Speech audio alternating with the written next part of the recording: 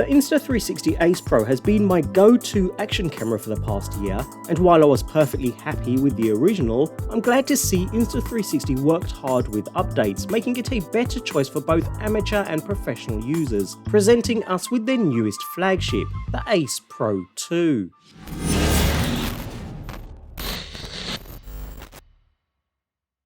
Insta360's new flagship Ace Pro 2 makes a big deal of its class-leading 8K video resolution.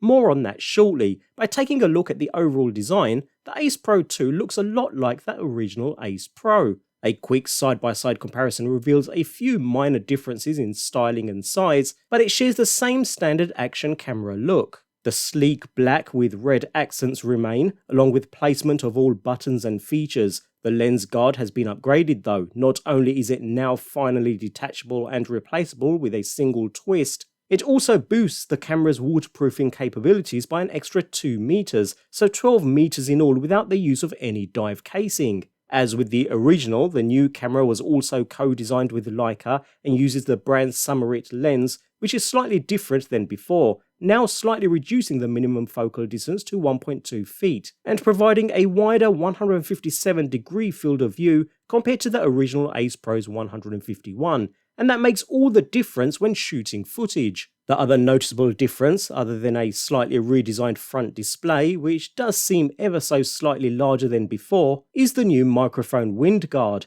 a removable metal grille lined with acoustic foam that protects the front mic port from wind noise. It's inconspicuous and adds virtually nothing size-wise, so can be left in place most of the time while the camera is in use. You'll also find a little plastic cover in the box to use underwater, which is small enough to easily misplace, but it's the first time we've ever seen this feature on an action camera, so we'll see how this fares shortly. But know that it sits in place quite firm, so won't come off mid-use whatsoever. Otherwise, the 2-button layout is the same. Although the shape of the recording button has gone from square to round, it doesn't change the functionality at all. The side doors are still present, one for USB-C and memory card slot. Unfortunately, there's no built-in memory like there is on the DJI Action 5 Pro, so a memory card is still a must, I'm afraid, with a slightly redesigned opposite door, now with an actual button to press before you slide for added security, holding the new higher capacity battery, which is now 1800 mAh as opposed to the previous 1650, providing around 180 minutes of 4K 30 recording on a full charge. A lot better than the 100 minutes offered by the original camera. Note, battery size and shape is the same though, it's just the capacity that's been boosted, so older batteries will still work with the new camera. It can also be used to reverse charge via the USB-C port, so in a pinch you can use the Ace Pro 2 as a portable power bank for your phone or your other gear, another first for action cameras. A small thing, but I also like how the doors actually stay open this time round, rather than the flimsy doors of not only the predecessor, but also the competition, like this GoPro Hero 13 Black. It just makes accessing the ports or changing batteries that much easier. Moving on to the rear display then, which is slightly larger than before at 2.5 inches, and it's still flippable, a feature I personally find very useful. The hinge mechanism has supposedly been upgraded too, meaning it's more robust and tougher than before, although saying that I've had absolutely no issues with the predecessor either. It felt solid before, and feels just as solid now. Finally, on the bottom we find the same magnetic mounting system too. Since the camera body does not have a 1/4 inch 20 mounting thread, which I would have loved to have seen to be fair, mounting requires a magnetic base. The box contains a standard mount which can be affixed to the various sticks that accommodate 2-prong mounting, although I'd certainly recommend an Insta360 quick release mount, an additional accessory, but a good one at that. All in all then, we have all the usual action camera advantages. It's small, lightweight, waterproof, rugged, simple to operate, blessed with long battery life, and the ability to be fixed onto all manner of first and third-party accessories.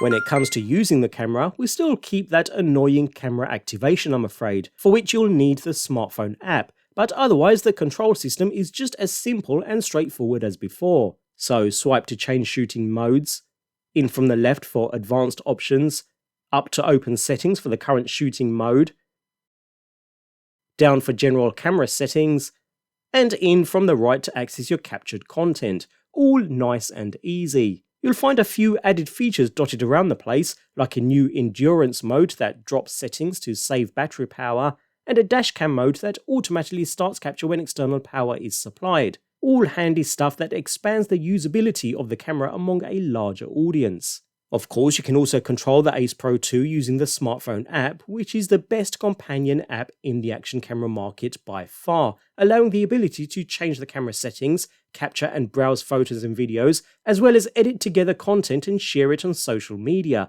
It's a complete solution, even more so with its AI-infused abilities. Simply put, it's brilliant.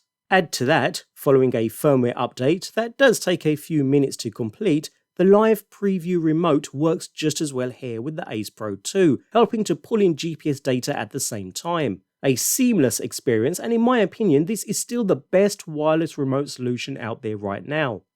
Anyways, looking at performance then, the image sensor, while remaining the same 1/1.3 inch size, has been upgraded to also allow for 13.5 stops of dynamic range and 4K 60 active HDR recording, and is bolstered by the addition of a second chip, making the Ace Pro 2 the first ever action camera with a dedicated imaging chip for noise reduction and image processing, plus a second 5nm AI chip for further processing and powerful performance. And boy does it show. Things like processing time on the camera just feel more snappy overall. While footage can appear slightly over-sharpened and saturated, although not to the level where it would be too much, colour reproduction across all modes is otherwise excellent, with little to no correction required to replicate real-life colours. You can now record 8K footage in 25 and 30 frames per second, a step up from the predecessor's 24. Personally, I have no interest in shooting 8K though. The file sizes are far too large and its use in its raw form can be limiting.